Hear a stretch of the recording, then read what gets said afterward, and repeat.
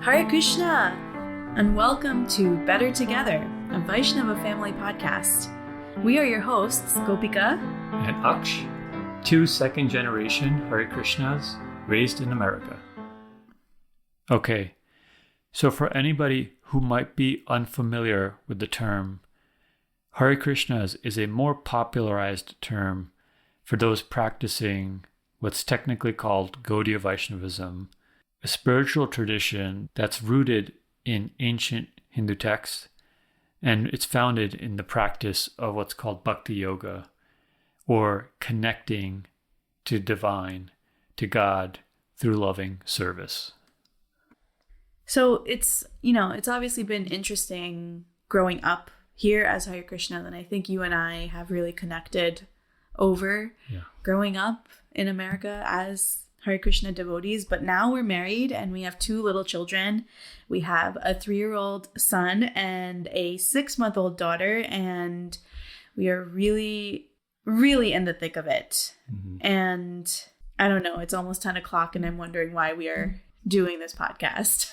Yeah, I was going to say, there's over 5 million podcasts out there. And honestly, every week, I feel like someone's launching a new podcast. Yeah, actually. So why even do this? As we sit here and we're recording this, I honestly, even though I know we have our reasons, which we'll get to in the podcast, but what's coming up first for me actually is all the hesitations, what holds me back, my fears. I mean, I know for me, one hesitation is obviously being vulnerable and sharing some more of our personal reflections out there and making myself open to criticism. And also, secondly, I always get hesitant to put myself in the spotlight because I just feel like it's tricky, with the ego, it's a slippery slope putting yourself in a position like doing a podcast or having a popular social media account. Not that we plan to be popular or our goal is to be influencers or anything, but I just feel like there is a part of me that is always seeking to be validated in that way. And I don't necessarily want to feed that part of myself. So even as we're sitting here recording this, I'm like, am I gratifying my ego by starting a podcast? Yeah. I mean, I kind of had similar concerns, especially with the social media part of it. Yeah. That's something that I've always struggled with. And I mean, the question I have in my mind is can I even handle it? The idea of there being a listenership and people responding and commenting and critiquing, it's so easy to let that get to you. I mean, you never go on Instagram. I send you so many things I want you to read on Instagram and you read them 3 weeks later. So I'm a little surprised that social media I'm surprised actually that social media came up for you. Well, that desire to be liked. Yeah. And fame. I mean, these are attractive qualities. What was that? I have no idea. Your watch? No. Google? Anyway. Yeah, what else? What were your other thoughts on this? Why I don't want to do the podcast or why I do want to do the podcast? Or did you have anything else about not wanting to do it? I mean, yeah, going back to what you were saying on social, the critique part, I feel like especially when it comes to parenting, the judgment is really strong. I know it because I feel like sometimes I actually do it, even though I really am trying to check myself. I think we both do it whenever we see somebody else, it comes up oh, why are they doing it that way? Or how are they doing it with their kids? And I'm sure people do that to us too. And just we know that we've received that in some way, shape or form. But if we open ourselves up to the big wide world of the internet and we start talking about parenting and our decisions and in our relationship and our family and how we want to raise our kids and our reflections around that, I'm afraid of the judginess. I mean, even just today, right? You met a neighbor. Yeah. You want to share what happened? Well, I was just going for a walk with the baby and someone that we had, known before. And she hadn't seen the baby before. And so I just showed her, and it was all like, pleasantries. And then she asked about, our older one, and, is he in school? And then she kind of stopped herself. Oh, well, he's still too young for school. And I said, well, we're planning a homeschool. And so that kind of triggered a whole conversation where you tell her kind of energy changed after I said that. I explained our reasons at like a high level. And yeah, her response was like, for someone who's on the other side of the fence, my kids are, one is a NASA scientist and two have PhDs. And I don't know what exactly she was trying to say, because, I made the point back that like there's plenty of really, really smart people that were homeschooled. So, when you shared that story with me, I was like, why are you so upset that I'm choosing to homeschool my kids? No one is judging you for sending your kids to public school. I mean, it's not, the point being that there's no one way, there's no one right or one wrong, but people get really heated over these like parenting decisions. They're like really sensitive about it. So like when you come out with how you choose to do something for your kids, and if you're like kind of stating it to the world or like sharing that decision, it can be triggering for other people for a variety of reasons. And it's kind of hard to receive that energy, because it's like, am I making the right decision? And two, like, it just doesn't feel very nice. And maybe that's one of the reasons why like married couples and parents don't often discuss these things with gusto or with like full transparency, because there is so much like fear of judgment around it. So why do it then? We're tired parents. There's a lot going against it, but why even consider this? Well, I know for me, when I first became a mom, it was during the COVID pandemic. And something that really helped me during that time was listening to parenting podcasts.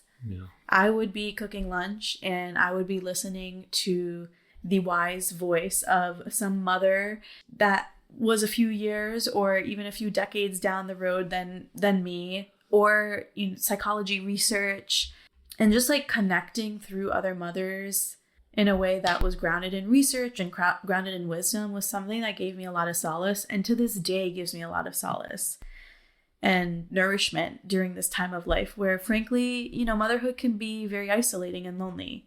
The one thing that was missing for me, though, in all of this was my Hare Krishna, my spiritual, my bhakti side of things. As much as I really love learning about parenting and what psychology says and what the research says, I'd always felt like there was a part of me that wasn't really represented in that conversation. And I really think that representation is very powerful. When you feel like you can see yourself fully and wholly, that validation that you can get can be really, really powerful. So I know how much it's helped me to just listen to reflections of other mothers and parents. And I was just thinking like, wow, wouldn't it be so nice if these reflections were also intertwined with our bhakti wisdom and our scriptures and the conversations that we have often. I mean, I guess that brings up for me, like, one of my reasons is just honestly a chance for us to connect, because like with the daily grind, by the time you're done with the day, like the connection that you have is like sometimes not very meaningful. It's just an opportunity to kind of encourage us to actually sit down and have a meaningful conversation, a chance for us to connect as a couple. And I know we have these conversations a lot of times at night, so we figured why not start recording them. Yeah. And that's what we're doing right now with a baby on our chest. Yeah. I mean, Sleeping. Full off disclaimer, I think, I know for me, but for both of us, we are not experts. We are not advice givers. We are not shastric gurus by any means. I mean, I think you and I are very much in this. I mean, the recording of this podcast had to be put off because of life so many times, whether it was babies crying, change in work schedules, disagreements that needed time for both of us to cool off and apologize and repair so we could actually feel like I was ready, like we can sit down and record a podcast with each other, because I think there was a week where it was like, I don't want to do a podcast with you anymore, you know? So I don't think we're doing this podcast from a place of we're telling anybody how to do anything. I think, yeah, I like that point of connecting. This is really about us being able to process life. And life is so crazy during this chapter. I mean, if we're going to capture it, I feel like now is the time to capture it, because I really do feel like we're going to forget. Between sleep deprivation and memory not consolidating, I feel like we will forget what we're learning and what we're thinking about, and just the intensity of this time, which it's an intense time, but in many ways it's a really beautiful growing time together. So this is a really nice way, I think, for us to capture these moments and these reflections. Yeah, you said crazy, but I would say like also a really interesting time. You know, there's just a lot of just topics, conversations, things that challenge you that come up because now you're a parent. Yeah. And suddenly things that were theoretical before become very, very real. Yeah. When you're dealing with your religious identity or how you want to navigate different aspects of life, like in decisions you have to be made. So I think it's a really rich time. So tell, I guess, what are some of the things that come up for you? Being a second generation Hare Krishna, and being a family person, and being in the world. I mean, there's so much. There's just so much. Back to your previous point, I think when you become a parent, all of these things that you're like not sure about what you believe in, all of a sudden you have to figure out what you believe in. Like, I mean, a simple one is like vaccination and health, right? Like, you can be on the fence about it, and then when you have kids, you really have to know what you want to do with your kids. You can't just be on the fence about it anymore. And so I think that really forces you to then look at your faith and look at the modern world, for example, vaccines, and try to figure out. We can talk about vaccines. No, we're not going to talk about vaccines. I'm not. No. Yeah. I'm just giving it as an example of something very much in the modern world that makes you think about, like, well, what do I believe in? Yeah. What does my faith believe in? And now I have to make this decision, and I don't necessarily have a lot of time to make this decision. You know, life really moves with kids. I mean, you birth a baby and they like, do you want to do this? Do you want to do this? Do you want to do this? And you're like, oh, geez, like, yes, no, you know? Yeah. So that's life. And how does Bhakti apply to life? But then also how scripture has come alive in a different way, being parents, right? I've been joking about this in conversation, but we read in Bhagavatam that the Grihastha life is like this deep, dark well of existence. And I think prior to having kids, I was semi-offended by that statement. It is a heavy statement as a married person. However, after having kids and being in the grind of having 2 little kids, I'm not going to lie. I do feel many days, not all days, but many moments that I am in a deep, dark well. Like, I can see how Grihastha life can be like that, you know? So I just think it's been really interesting also for me how parenting and having kids has opened my perspective on different like statements and pastimes and Shastra. And that's been really interesting for me. Yeah. For me also, in spiritual life, we also have a lot of the should statements and sort of like standards and ideals. Like, one should be like this, one should be like that. But there's nothing more the rubber hitting the road than like being a parent of young children. That you have to look at how is bhakti like applied practically. And what does that look like? So what does that ideal like look like in a day-to-day sense? Tell me more. Can you give me an example of what you're thinking with that? That's interesting. Yeah. Men's roles and women's roles, right, is something that like can come up, right? In terms of how to kind of navigate just different responsibilities as partners. Again, there's sort of like an idea that we might have. but the practicality of actually executing it can be like quite challenging. Yeah, there's also like, raising kids, what Shastra says about that, and about this idea that when kids are young, you basically till the age of 5, you just basically allow them to do it. I was just thinking allow that. them to do whatever. Yeah. And I'm thinking like that's not necessarily what the research says today. Yeah. And if we actually let our 3-year-old do whatever in the house without any sort of consequences, I think our house would have been semi-destructed. Yeah. I mean, yesterday he literally flushed my sock down the toilet. I mean, Yes. Come on. Yep. Do you really just let them do nothing? Yeah, but I think like it's an interesting thing. I mean, this is maybe like an aside, but like last Kartik, so last October, November was the first time the Damodar Leela felt different in my experience of it. Because I started thinking about like, this is a toddler who's doing all kinds of stuff that Kishore does all the time. What are we learning about discipline and navigating all of that? So I think it's an interesting intersection. And I think there's actually a lot of richness there. Maybe at the surface, it looks like it's permissive. But I think there's actually more behind that. That's just, I don't know. There's many examples, but that's just something. Yeah, it's really interesting. Maybe we should wrap up this podcast by explaining the name behind it. We're calling this podcast Better Together. So why Better Together?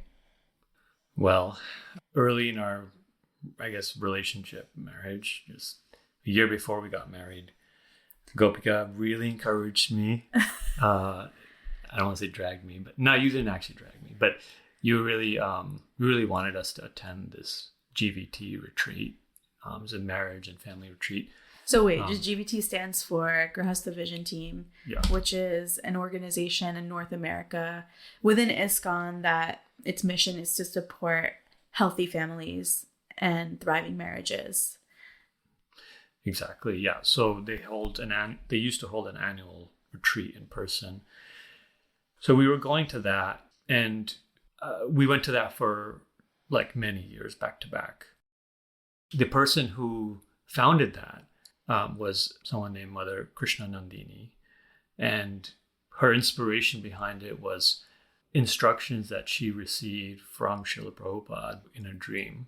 And she's just been such a powerful, inspirational figure for so many devotees, and has showered so much love and affection and guidance for us as well. So she's kind of the person that we want to honor. I would love to share a little bit about her. Yeah. There's so much about her that really inspires me. In fact, she was actually someone whose first marriage didn't actually work out. And Srila Prabhupada came to her in a dream when she was not married and gave her this instruction of, I want you to do something to help people have healthy marriages. I don't know the exact words, but something along those lines. Yeah. And she basically was like, Prabhupada, I don't even have a husband. Like, how am I supposed to do this? Yeah. Of course, she got remarried, and she was in this beautiful interfaith marriage and had a beautiful, large family, loving, kind. She raised, I think, 19 kids between, she had 19 kids between her and her husband. And she was such a powerful force. I mean, I feel like whenever we spoke to her, we were uplifted in whatever we were going through. And so in November 2020, she passed away. Yeah. And at that time, she wrote a letter, and the letter was to the GVT. And in that letter, she wrote this: I would like to see if Gopika and Aksh, after 6 months, would be willing to take a more active and prominent role in the GVT, as far as catalyzing the youth involvement in the work that the GVT does, with much prayer and contemplation at the lotus feet of Srimati Radharani and Srila Prabhupada. Just to give some context, November 2020, we were about to welcome our first child in the beginning of the pandemic. So that's why I think she gave us 6 months. And I read this statement not as like look, everybody, Mother Krishna Nandini called our names, but more like it's 3.5 years later and we still have not been able to honor her request in any way. I still think about her every day and I still wonder, why is it that she named us? Yeah. I don't know why. Yeah. You know? I don't. Yeah. I mean, it's the other names in the letter are all the devotees and senior devotees who have been part of the GVT, and so we have no place in that. I think that's probably why also for the last 3.5 years, maybe we kind of not ignored it necessarily, but just deprioritized it, almost like not taking it seriously because like, how could she really mean it? Yeah. But it's been nagging at me. Yeah. It's never left me. And if it's one ultimate reason to do this podcast, it's an attempt to try to follow her instruction in some way. Success or failure, I feel like maybe this is our attempt to reciprocate with her and show our gratitude for how much she's changed our relationship and our marriage. Anyway, so back to the name. What does this have to do with Mother Krishna Nandini? Mother Krishna Nandini wrote this poem called We're in This Together. And at every single retreat, at the end of every day, we would recite this poem. Everybody would stand up. We would hold hands, as cheesy as it sounded. And the poem, it's wonderful. And so, do you want to read it? Should we read it? Yeah. To end the podcast? Yeah. All right, let's do it. All right. Should we hold hands? Yes. Just for good old time's sake? Yes. All right. Now it feels like we're back at a retreat. Okay, here we go. So the poem is entitled, We're in this together. We're in this together through good times and stormy weather. We're willing to do the work it takes. Be a team, pray, make less mistakes. We want to get better together. With faith in Krishna that our marriage will be great, we're learning to better communicate, to speak what we want with respect, to listen to get the most effect. We want to get better together. Our goal is to be each other's best friend. Get skills so our relationship won't have to end. Tools to manage our time, children, and money, to avoid the mess and go after the honey. We want to get better together. Trust, forgiveness, respect, yes. Lying, cheating, fighting, no. With consideration, cooperation, and devotion, we can flow. We want to get better together. Mother Krishna Nandini ki Jai. And that's it. That's why we're doing this. And if you're listening, we hope that you will join us, and we love to dialogue with you and hear your thoughts on what you think about our reflections and our marriage and parenting journey. And that's all for now. See you next episode. Hare Krishna.